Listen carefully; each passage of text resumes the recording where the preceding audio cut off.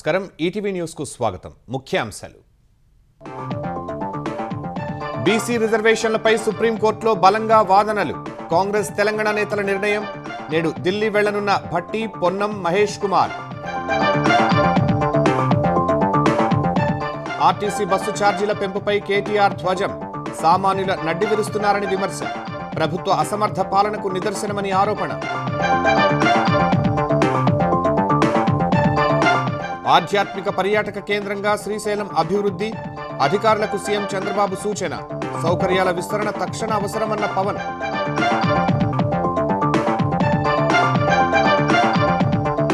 ఏపీలో కలకలం రేపిన హత్యలు. డబ్బులు ఇవ్వలేదని ప్రొద్దుటూరులో కన్న తల్లి హత్య. బెజవాడలో పిన్నిని నరికి ముక్కలు చేసిన నిందితుడు.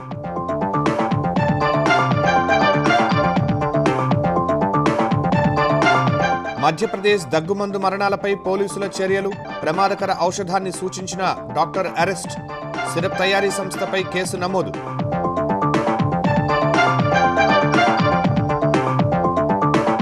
డార్జిలింగ్ ను వణికించిన భారీ వర్షాలు. కొండ చర్యలు విరిగిపడి 14 మంది మృతి.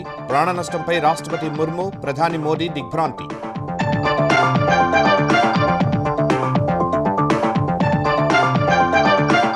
పాక్కు యుద్ధ విమానాల ఇంజిన్లు సరఫరా చేయటం లేదన్న రష్యా.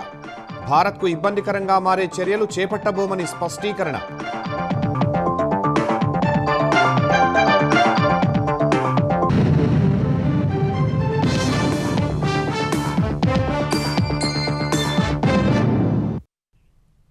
స్థానిక సంస్థల ఎన్నికల్లో బీసీలకు 42% రిజర్వేషన్ల అమలు కోసం కోర్టుల్లో బలంగా వాదనలు వినిపించాలని తెలంగాణ కాంగ్రెస్ నేతలు నిర్ణయించారు. ఈ మేరకు నేడు సీనియర్ నేతలు ఢిల్లీ వెళ్లనున్నారు. ఇవాళ ఏఐసీసీ తెలంగాణ బాధ్యురాలు మీనాక్షి నటరాజన్తో టీపీసీసీ అధ్యక్షుడు మహేష్ కుమార్ గౌడ్, డిప్యూటీ సీఎం భట్టి విక్రమార్క, మంత్రులు పొన్నం ప్రభాకర్, వాకిటి శ్రీహరి సమావేశమయ్యారు.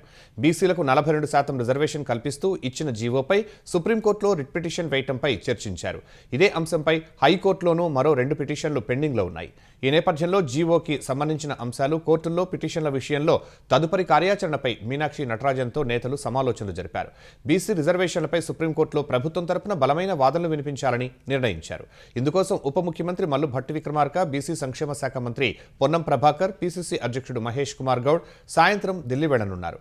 ఢిల్లీలో సీనియర్ న్యాయవాదులతో వారు సమావేశం కానున్నారు. ప్రభుత్వం తరపున బలమైన వాదనలు వినిపించే అంశంపై న్యాయవాదులతో నేతలు చర్చించనున్నట్లు కాంగ్రెస్ పార్టీ వర్గాలు తెలిపాయి. ముఖ్యమంత్రి రేవంత్ రెడ్డికి ఫోన్ చేసిన బీసీ సంక్షేమ శాఖ మంత్రి పొన్నం ప్రభాకర్ మీనాక్షి నటరాజన్తో సమావేశం వివరాలను తెలియజేశారు. బీసీలకు 42% రిజర్వేషన్ల సాధన కోసం రాజకీయాలకు అతీతంగా అందరూ ముందుకు రావాలని తెలంగాణ పశుసంవర్ధక క్రీడా శాఖ మంత్రి వాకిటి శ్రీహరి కోరారు. హైదరాబాద్ లక్డీకపూల్లోని ఓ హోటల్లో బీసీ సంక్షేమ సంఘం ఆధ్వర్యంలో బీసీ ప్రజాప్రతినిధులు, కుల సంఘాల అఖిలపక్ష సమావేశం జరిగింది. ఈ సమావేశంలో బీసీ సంక్షేమ సంఘం జాతీయ అధ్యక్షుడు, రాజ్యసభ సభ్యుడు ఆర్ కృష్ణయ్య, హర్యానా మాజీ గవర్నర్ బండారు దత్తాత్రేయ, మాజీ మంత్రులు గంగుల కమలాకర్, శ్రీనివాస్ గౌడ్, మండలి ప్రతిపక్ష నేత మధుసూదనాచారితో కలిసి మంత్రి పాల్గొన్నారు. సీఎం రేవంత్ రెడ్డి నేతృత్వంలో బీసీ రిజర్వేషన్ల పట్ల చిత్తశుద్ధితో ముందుకు వెళుతున్నామని శ్రీహరి చెప్పారు. రిజర్వేషన్లపై జీవో ఇస్తే దానిని అడ్డుకోవడానికి కొంతమంది కోర్టులకు వెళ్లారని తెలిపారు. ప్రభుత్వం తరపున న్యాయ పోరాటం చేసి 42% రిజర్వేషన్లను ఖచ్చితంగా అమలు చేస్తామన్నారు. రాష్ట్ర ప్రభుత్వం 42% బీసీ రిజర్వేషన్లపై జీవో తీసుకురావడం అభినందనీయమని దత్తాత్రేయ అన్నారు. ఈ బిల్లును పార్లమెంట్లో ఆమోదిస్తే ఎలాంటి న్యాయపరమైన అడ్డంకులు ఉండవన్నారు. ఆ దిశగా బీసీలు పోరాడాలని దత్తాత్రేయ కోరారు. అఖిలపక్షాన్ని ఢిల్లీకి తీసుకువెళ్లాలని బీఆర్ఎస్ నేత గంగుల కమలాకర్ డిమాండ్ చేశారు. ఇదే జయలలిత గారు సుమారు 2-3 సార్లు ఇదే జీవో ఇచ్చేదాను. నేను ఢిల్లీ వదిలేదు, పార్లమెంట్ లో బిల్లు పెట్టి నాకు దీనికి చట్ట ప్రొటెక్షన్ తీసుకోదాకా నేను ఢిల్లీ వదలా అని చెప్పేసి ఆ యొక్క అఖిలపక్షం తీసుకెళ్లి ఢిల్లీలో కూర్చుంటే ఆ రోజు పివి నరసింహరావు గారు న్యాయబద్ధం అని చెప్పేసి ప్రప్రథంగా పార్లమెంట్ లో బిల్లు పెట్టి 9 సీట్లు చేర్చడం వల్ల భారతదేశంలో ఒకే ఒక రాష్ట్రంలో 69% రిజర్వేషన్, అది జయలలిత పుణ్యమా అని చెప్పి ఆ రోజు జయలలిత అగ్ర వర్ణాలకు చెందిన వ్యక్తి కూడా ఆ రోజు కూడా సాధించుకోలేదు. మనం ఎందుకు ముందుకుపోతుంది? ఇది మాకు అఖిలపక్షం లేదా? మనందరూ తీసుకోపోలేడా ముఖ్యమంత్రి గారు? దేశంలో ఉన్నటువంటి అన్ని రాజకీయ పార్టీలు ఒక వేదిక మీద వచ్చి వాళ్ళు నిర్ణయం తీసుకొని పార్లమెంట్లో బిల్లు పెట్టి పార్లమెంట్లో పాస్ చేస్తే ఓటు కూడా ఏమనలేదని నేను మీకు సభాముఖంగా నిర్ణయం చేస్తాను. జాతీయ స్థాయిలో కూడా దీని ప్రయత్నం చేయాలి. ప్రజాకోర్టులకు తీసుకెళ్ళడం చాలా అవసరమని నేను మీకు సభాముఖంగా కార్యాచరణ ఇది ప్లాట్ఫామ్ బిల్డప్ చేయకపోతే సెంట్రల్ లో ఉన్నటువంటి అధికార పార్టీ ఏదైనా కూడా మీ రాష్ట్రానికి మేము 52% ఇస్తామని ఎక్కడ అనదు. మనము నిర్మాణం చేసుకున్నదాన్ని యాక్సెప్ట్ చేయమని మనమందరం కలిసి కూడా ఫోర్స్ చేయాల్సిన అవసరం ఉన్నది. 47% రిజర్వేషన్ ఇస్తామని చెప్పిన మీ ప్లాట్ఫామ్ ఆ ప్లాట్ఫామ్ తినే కూడా చెప్పినా అది కట్టుబడి ఉందాం.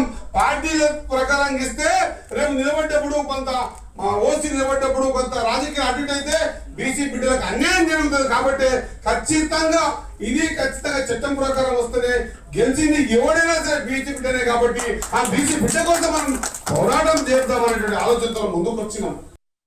స్థానిక సంస్థల ఎన్నికల్లో సత్తా చాటాలని బీజేపీ తెలంగాణ అధ్యక్షుడు రామచంద్రరావు పార్టీ శ్రేణులకు పిలుపునిచ్చారు. నాయకులంతా సమష్టి కృషితో పనిచేయాలని సూచించారు. నాంపల్లిలోని బీజేపీ రాష్ట్ర కార్యాలయంలో పదాధికారుల సమావేశం జరగ్గా కేంద్ర మంత్రి కిషన్ రెడ్డి, ఎంపీలు డీకే అరుణ, కొండా విశ్వేశ్వరరెడ్డి, పలువురు ఎమ్మెల్యేలు పాల్గొన్నారు. సమావేశంలో స్థానిక సంస్థల ఎన్నికల సన్నద్ధత, అభ్యర్థుల ఎంపికపై సుదీర్ఘంగా చర్చించారు. గ్రామీణ ప్రాంతాల్లో అభివృద్ధికి కేంద్ర ప్రభుత్వ పథకాలే కారణమని రామచంద్రరావు స్పష్టం చేశారు. కేంద్ర ప్రభుత్వ పథకాలను పెద్ద ఎత్తున ప్రజల్లోకి తీసుకువెళ్లాలని పదాధికారులకు సూచించారు. స్థానిక సంస్థల ఎన్నికలతో పాటు జూబ్లీహిల్స్ ఉప ఎన్నిక అంశం కూడా సమావేశంలో చర్చకు వచ్చింది. అభ్యర్థి ఎంపిక, ప్రచారం, ఇతర అంశాలపై చర్చించారు. గతంలో గత ప్రభుత్వంలో గ్రామీణ ప్రాంతాన్ని ఏ ప్లానింగ్ కమిషన్ చెప్పిన తర్వాత సెంట్రల్ నుంచి ఫండ్స్ వచ్చాయో అది డైవర్ట్ చేశారు. ఆ డైవర్ట్ చేసినటువంటి ఒక విషయాన్ని కూడా ఈరోజు తెలంగాణ ప్రజలు మర్చిపోలేదు. కాంగ్రెస్ పార్టీ వచ్చిన తర్వాత ఇప్పుడు వీళ్ళు కూడా నిధులు లేక పైసలు చేయలేక మళ్ళీ సెంట్రల్ ఫండ్ వస్తే ఈ లోకల్ బాడీ ఫండ్స్ వాళ్ళు డైవర్ట్ చేసుకుంటారు. అది కాకుండా ఉండాలంటే బీజేపీ ఎక్కువ శాతం గెలిస్తే దాన్ని మనం ఆపవచ్చు అనే విషయాన్ని కూడా మనం గ్రామీణ ప్రజలకు పెట్టాల్సిన అవసరం ఉంది. అసిస్టెంట్ పబ్లిక్ ప్రాసిక్యూటర్ పోస్టులకు దరఖాస్తు గడువును మరో 6 రోజులు పెంచుతూ తెలంగాణ నియామక మండలి నిర్ణయం తీసుకుంది. ఈ నెల 11 సాయంత్రం 5 గంటల వరకు దరఖాస్తు చేసుకునేందుకు అవకాశం కల్పించింది. పండుగలు, వరుస సెలవులు వచ్చిన కారణంగా ఈ నిర్ణయం తీసుకున్నట్లు నియామక మండలి చైర్మన్ వివి శ్రీనివాసరావు తెలిపారు. తెలంగాణలో 118 అసిస్టెంట్ పబ్లిక్ ప్రాసిక్యూటర్ పోస్టులకు ఆగస్టు 15న నోటిఫికేషన్ విడుదల చేయగా సెప్టెంబర్ 12 నుంచి దరఖాస్తులను స్వీకరిస్తున్నారు. ముందు నిర్ణయించిన మేరకు నేటితో దరఖాస్తు గడువు ముగియగా మరో 6 రోజులు పొడిగించారు. ఇప్పటి వరకు వెబ్సైట్లో 7,183 మంది రిజిస్ట్రేషన్ చేసుకోగా 2,193 అప్లికేషన్లు సమర్పించారు. అంటే 30% మందే దరఖాస్తు చేసినట్లు శ్రీనివాసరావు తెలిపారు. తెలంగాణ ఆర్టీసీ సిటీ బస్సుల్లో ఛార్జీలు పెంచడంపై బీఆర్ఎస్ కార్యనిర్వాహక అధ్యక్షుడు కేటీఆర్ విమర్శలు గుప్పించారు. సిటీ బస్సు ఛార్జీలను ఒకేసారి 10 రూపాయలు పెంచారని మండిపడిన కేటీఆర్ జంట నగరాల్లోని పేద మధ్యతరగతి ప్రయాణికుల జేబులను కొల్లగొట్టాలని చూస్తున్నారని విమర్శించారు. పెరిగిన నిత్యావసర వస్తువుల ధరలతో అల్లాడుతున్న వేళ ప్రతి ప్రయాణికుడిపై నెలకు 500 రూపాయల అదనపు భారం మోపితే బడుగు జీవులు ఎలా బతకాలో ముఖ్యమంత్రే సమాధానం చెప్పాలన్నారు. ఇప్పటికే విద్యార్థుల బస్ పాస్లు, T24 టికెట్ ఛార్జీలను పెంచారని, ఇప్పుడు కనీస ఛార్జీపై కనికరం లేకుండా 50% ధరలు పెంచడం రేవంత్ రెడ్డి అసమర్థ విధానాలకు నిదర్శనమని ధ్వజమెత్తారు. తుస్సుమన్న ఫ్రీ బస్సు పథకంతో దివాళా తీసిన ఆర్టీసీని గట్టెక్కించకుండా సామాన్య ప్రయాణికుల నడ్డి విరచాలని చూడటం క్షమించరానిదని పేర్కొన్నారు. పీజీ వైద్య విద్య ప్రవేశాల మేనేజ్మెంట్ కోటాలో స్థానిక రిజర్వేషన్ లేకపోవడం వల్ల తెలంగాణ విద్యార్థులు నష్టపోతున్నారని మాజీ మంత్రి హరీష్ రావు అన్నారు. ఈ అంశంపై తక్షణ చర్యలు తీసుకోవాలంటూ సీఎం రేవంత్ రెడ్డికి బహిరంగ లేఖ రాశారు. రాష్ట్ర ప్రభుత్వ ఉదాసీనత, నిర్లక్ష్యం కారణంగా ఈ ఏడాది పీజీ వైద్య విద్య ప్రవేశాల్లో తెలంగాణ విద్యార్థులు తీవ్ర అన్యాయానికి గురవుతున్నారని పేర్కొన్నారు.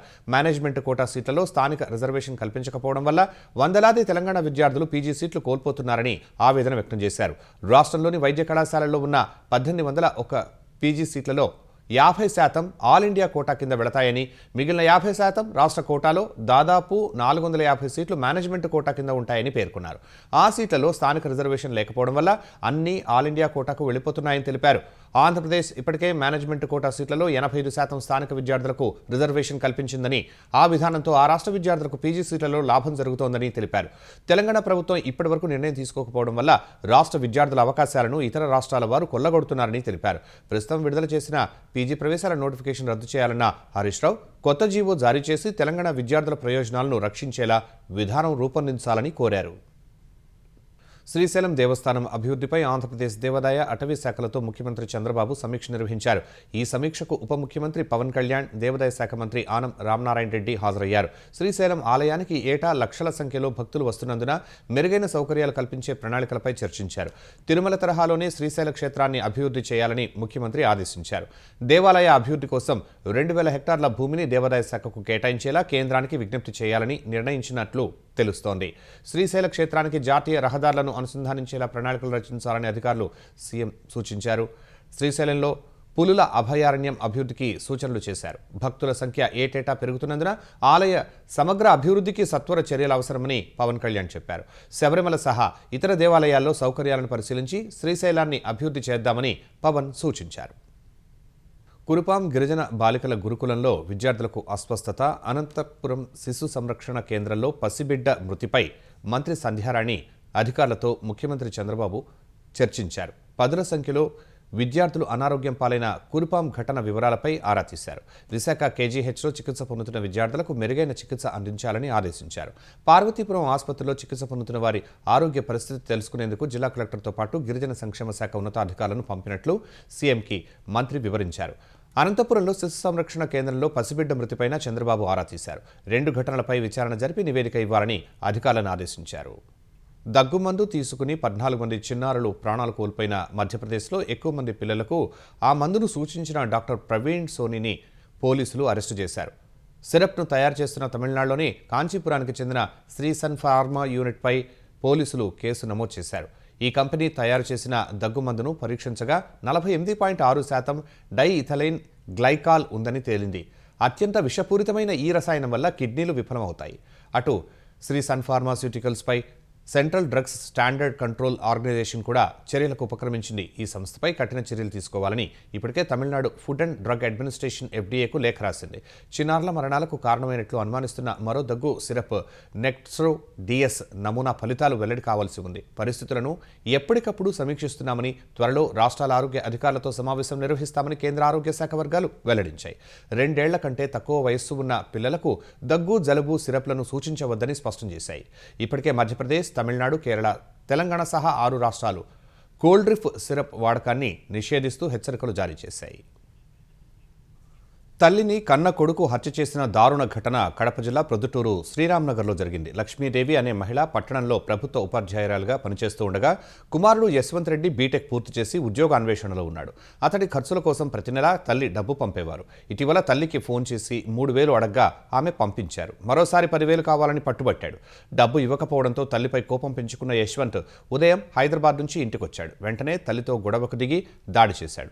ఆమె గట్టిగా అరవడంతో బెడ్రూమ్లో ఉన్న తండ్రి విజయభాస్కర్ రెడ్డి బయటకొచ్చే ప్రయత్నం చేయగా అతన్ని గదిలోకి తోసేసి బయట గడియపెట్టాడు. కూరగాయల కత్తితో తల్లి గొంతు కోశాడు. రక్తపు మడుగులో కొట్టుమిట్టాడుతున్న లక్ష్మీదేవిని ఈడ్చుకుంటూ వచ్చి బయటపడేశాడు. ఆపై తలుపు వేసుకుని ఇంట్లో దర్జాగా టీవీ చూస్తూ కూర్చున్నాడు. స్థానికులు గమనించి పోలీసులకు సమాచారం ఇచ్చారు. పోలీసులు ఘటనా స్థలానికి చేరుకుని మృతదేహాన్ని ప్రొద్దుటూరు ఆసుపత్రికి తరలించారు. యువకుణ్ణి అదుపులోకి తీసుకున్నారు.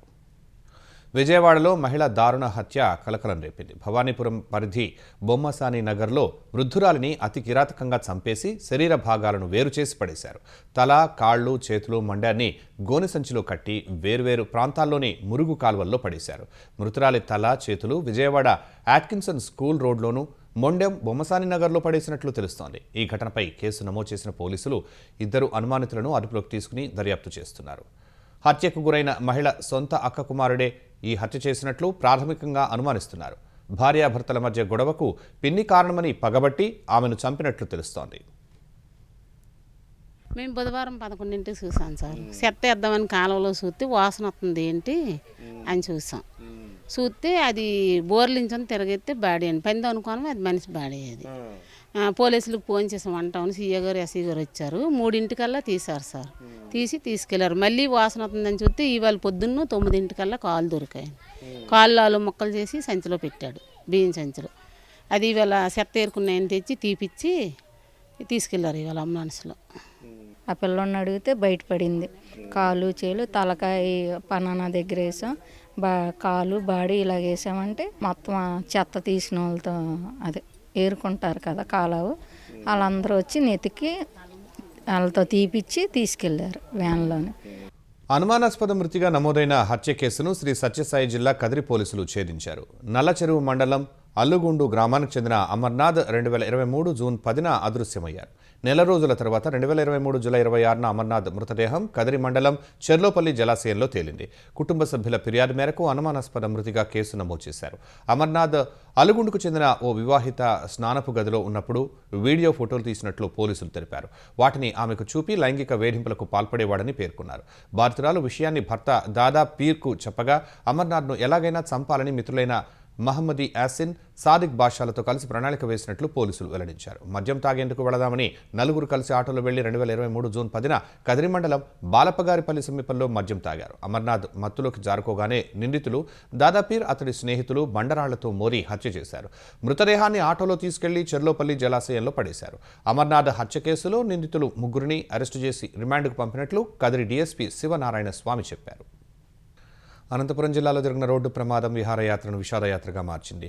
విడపనకల్లు వద్ద జాతీయ రహదారిపై 2 కార్లు ఢీకొన్న ఘటనలో 2 మృతి చెందగా 5 తీవ్రంగా గాయపడ్డారు. కారులో ఓ కుటుంబం విహారయాత్రకు వెళుతుండగా ఓ మిత్ర బృందం గోవా యాత్ర ముగించుకుని కారులో తిరిగొస్తోంది.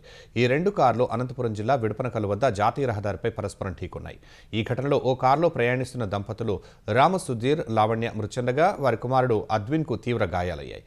మరో కారులో ప్రయాణిస్తున్న 4 తీవ్రంగా గాయపడ్డారు.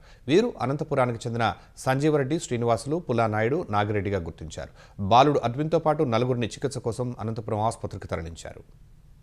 ఉత్తరాంధ్రలో కురిసిన వర్షాలు రైతులకు భారీ నష్టాన్ని మిగిల్చాయి. శ్రీకాకుళం జిల్లాలో వానలు తగ్గినా వరద మాత్రం వీడలేదు.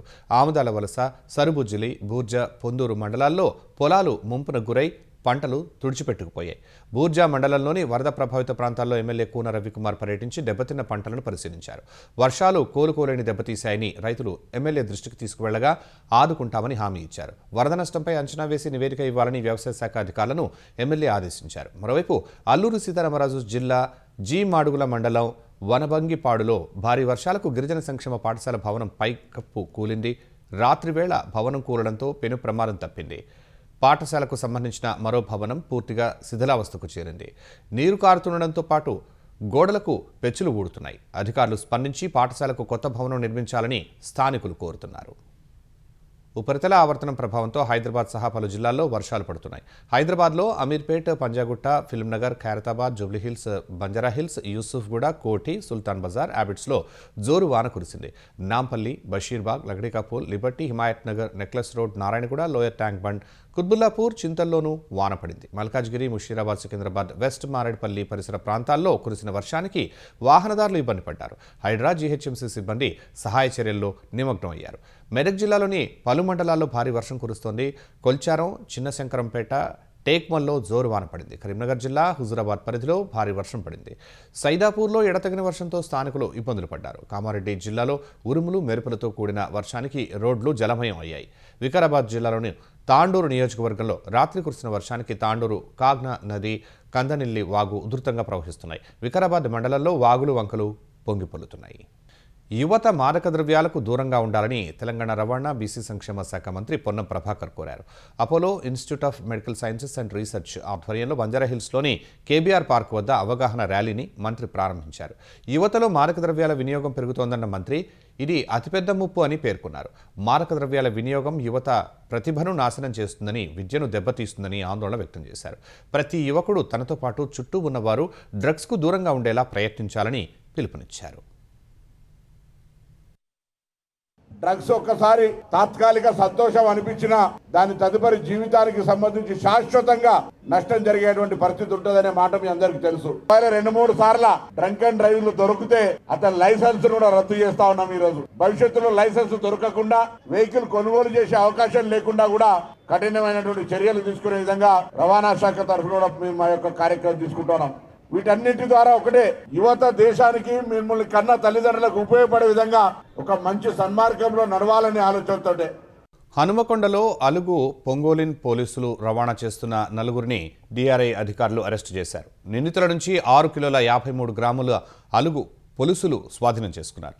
హనుమకొండ అటవీ శాఖ అధికారులకు 4 నిందితులు అలుగు పొలుసులను అప్పగించారు. చైనాతో పాటు దక్షిణాసియాలో అలుగు పొలుసులకు భారీ డిమాండ్ ఉంది. అలుగు పొలుసులను విక్రయించేందుకు ఏజెంట్ల వద్దకు తీసుకువెళ్తుండగా డిఆర్ఐ అధికారులు పక్కా సమాచారంతో అదుపులోకి తీసుకున్నారు. విజయనగరం జిల్లా ఘన చరిత్ర, సంస్కృతి, సంప్రదాయాలను చాటుతూ ఏటా 2 రోజులు నిర్వహిస్తున్న విజయనగరం ఉత్సవాలను మంత్రులు వంగలపూడి అనిత, కొండపల్లి శ్రీనివాస్ ప్రారంభించారు. ప్రజాప్రతినిధులు, అధికారులు, స్థానికుల సమక్షంలో విజయనగరం పైడితల్లి ఆలయం వద్ద ఉత్సవాలకు శంఖం పూరించారు. అనంతరం కోట వద్ద ప్రముఖులు ఆసీనులై కళారూపాలను తిలకించారు. ఉత్సవాల ప్రారంభోత్సవానికి సూచికగా పైడితల్లి ఆలయం నుంచి విజయనగరం కోట వరకు 500 మంది కళాకారులతో భారీ ర్యాలీ నిర్వహించారు. ర్యాలీలో కళాకారుల ప్రదర్శనలు అలరించాయి. కత్తిసాము, కర్రసాము, కోలాటం, ధింసా నృత్యం, చెక్క భజన, పులివేషాలు, తప్పెటగుళ్ల ప్రదర్శనలు గ్రామీణ కళల వైభవాన్ని చాటాయి. సినిమా రంగానికి సంబంధించి 1980ల్లో మెరిసిన తారలు మరోసారి ఒకే చోట సమావేశమయ్యారు. దక్షిణ భారత సినిమా రంగంలో 80వ దశకంలో తమకంటూ ప్రత్యేక స్థానం సంపాదించుకున్న తారలంతా ఏటా కలిసి తమ స్నేహాన్ని సంబరల్లా జరుపుకోవడం కొన్నేళ్ల నుంచి ఆనవాయితీగా వస్తోంది. ఇందులో భాగంగా ఈ నెల 4న చెన్నైలో తారలంతా మరోసారి కలిశారు. దాదాపు 3 ఏళ్ల తర్వాత తామంతా ఓ చోట మళ్లీ కలిసినట్టు వారు పేర్కొన్నారు. చిరంజీవి, వెంకటేష్, జయసుధ, ఖుష్బూ, రమ్యకృష్ణ, మీనా, సుమలత, సుహాసిని, నజరియా, నరేష్, శరత్ కుమార్, ప్రభు వంటి పలువురు ప్రముఖ నటీనటులు ఈ వేడుకల్లో పాల్గొన్నారు. ఉత్తర కొరియా మరోసారి తన ఆయుధ సంపత్తిని ప్రదర్శించింది. రాజధాని ప్యాంగ్యాంగ్లో పలు క్షిపణులు, మిలిటరీ హార్డ్వేర్ను ప్రదర్శించింది. ఈ కార్యక్రమానికి ఉత్తర కొరియా అధ్యక్షుడు కిమ్ జోంగ్ ఉన్ హాజరయ్యారు. ఆయుధాలకు సంబంధించిన వివరాలను అధికారులను అడిగి తెలుసుకున్నారు. అక్కడే కాసేపు తిరిగి పలు సూచనలు చేశారు. అమెరికా, దక్షిణ కొరియా నుంచి వస్తున్న బెదిరింపులకు ఉత్తర కొరియా భయపడబోదని ఈ సందర్భంగా కిమ్ తేల్చి చెప్పారు. దక్షిణ కొరియా భూభాగం సురక్షితమా లేదా అనేది ఆ దేశమే తేల్చుకోవాలని పేర్కొన్నారు. రాత్రి నుంచి కురుస్తున్న ఎడతెరిపి లేని వర్షాలు పశ్చిమ బెంగాల్ను వణికిస్తున్నాయి. భారీ వర్షాల కారణంగా డార్జిలింగ్ జిల్లా మిరిక్ వద్ద మట్టి పెళ్లలు విరిగిపడిన ఘటనలో 14 మంది ప్రాణాలు కోల్పోయారు. శిథిరాల కింద మరికొందరు చిక్కుకున్నట్లు అధికారులు భావిస్తున్నారు. మృతుల్లో చిన్నారులు కూడా ఉన్నట్లు తెలిపారు. ఘటన జరిగిన వెంటనే అక్కడికి చేరుకున్న విపత్తు నిర్వహణ సిబ్బంది సహాయక చర్యలు చేపట్టారు. గాయపడ్డ పలువురిని రక్షించి ఆసుపత్రికి తరలించారు. వర్షాల కారణంగా మిరిక్, కుర్సియాంగ్ పట్టణాలను కలిపే దుడియా ఐరన్ వంతెన కూలి వాహనాల రాకపోకలు నిలిచిపోయాయి. ముర్షిదాబాద్, బిర్భూమ్, నదియా జిల్లాలతో పాటు డార్జిలింగ్, కాలింపాంగ్, కూచ్ బెహార్, జల్పైగురి, అలీపుర్దువార్లలో భారీ వర్షాలు కురుస్తున్నాయి. తీస్తా, మాల్ వంటి పర్వత ప్రాంత నదులు ప్రమాద స్థాయిలో ప్రవహిస్తుండగా లోతట్టు ప్రాంతాలు నీట మునిగాయి. కుంభవృష్టితో సహాయక చర్యలకు ఆటంకం ఏర్పడుతోంది. డార్జిలింగ్లో కొండ చర్యలు విరిగిపడిన ఘటనలో జరిగిన ప్రాణనష్టంపై రాష్ట్రపతి ద్రౌపది ముర్ము, ప్రధాని నరేంద్ర మోదీ విచారం వ్యక్తం చేశారు. మృతుల కుటుంబాలకు సంతాపం తెలిపిన రాష్ట్రపతి క్షతగాతులు త్వరగా కోలుకోవాలని ఎక్స్ వేదికగా ఆకాంక్షించారు. ప్రియమైన వారిని కోల్పోయిన వారందరికీ సానుభూతి ప్రకటిస్తున్నట్లు మోదీ ఎక్స్లో పోస్ట్ చేశారు. గాయపడ్డవారు త్వరగా కోలుకోవాలని ప్రార్థిస్తున్నట్లు తెలిపారు. డార్జిలింగ్తో పాటు చుట్టుపక్కల ప్రాంతాల్లో సంభవించిన ప్రమాదాలపై నిరంతరం సమీక్షిస్తున్నామని, కేంద్రం తరపున సాధ్యమైన సాయం అందిస్తామని మోదీ ప్రకటించారు. పాకిస్తాన్కు యుద్ధ విమానాల ఇంజన్లను సరఫరా చేస్తున్నట్లు వస్తున్న వార్తలను రష్యా కొట్టిపారేసింది. ఆ దేశంతో అటువంటి ఒప్పందం తాము చేసుకోలేదని రష్యా ప్రభుత్వ వర్గాలు పేర్కొన్నాయి. భారత్కు ఇబ్బందికరంగా మారే చర్యలు తాము చేపట్టబోమని స్పష్టం చేశాయి. పాక్లో ఉన్న చైనా తయారీ JF-17 ఫైటర్ జెట్లకు RD-93MA ఇంజన్లను రష్యా సరఫరా చేస్తోందని పలు అంతర్జాతీయ మీడియా వర్గాలు పేర్కొన్నాయి. వీటిని ఉటంకిస్తూ బీజేపీపై కాంగ్రెస్ పార్టీ తీవ్ర విమర్శలు చేసింది. ప్రధాని మోదీ రష్యాను అత్యంత సన్నిహితమైన వ్యాపార భాగస్వామిగా చెబుతారని, కానీ ఆ దేశం మన శత్రుదేశమైన పాక్కు మద్దతును ఇస్తోందని కాంగ్రెస్ సీనియర్ నేత జయరాం రమేష్ ఆరోపించారు. ఇది ఇతర దేశాలతో సంబంధాల విషయంలో ప్రధాని మోదీ వైఫల్యాన్ని సూచిస్తుందన్నారు. రష్యా ఎందుకు పాక్కు సహకారాన్ని అందిస్తుందో మోదీ ప్రభుత్వం వివరించాలని డిమాండ్ చేశారు. ఆపరేషన్ సింధూర్ సందర్భంగా పాకిస్తాన్కు చెందిన F-16, JF-17 యుద్ధ విమానాలను కూల్చినట్టు ఇటీవల భారత వాయుసేన అధిపతి air chief marshal AP Singh తెలిపారు. ఈటీవీ న్యూస్ సమాప్తం. నమస్కారం.